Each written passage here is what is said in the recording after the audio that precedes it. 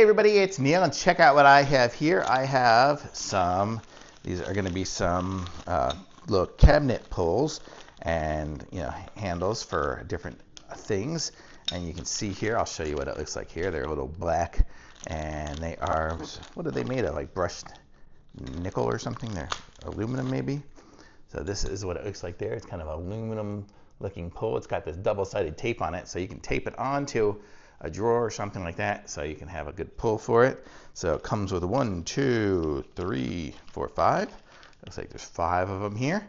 And so these are going to come in really handy for when I want to put them onto like a cabinet or something like that, so I can have it where I can pull it. So if I wanted to, right now I have like these, have those, but if I wanted to, I could put this type of a pull on it, and then I'd be able to pull it with that instead of the handle like that. So it won't fit unnecessarily on these, but I have a dresser in there that my goal is to try to replace with something like these. So that's what these are for. So these are really cool, and if you really wanted to, you could screw them in too. They've got screw holes, so you could screw it in from the back. Once you got it where you want it, you could screw it in as well instead of just using the sticky tape. So got 2 options. So totally cool. I like these, and it comes with a set of 5 and super convenient.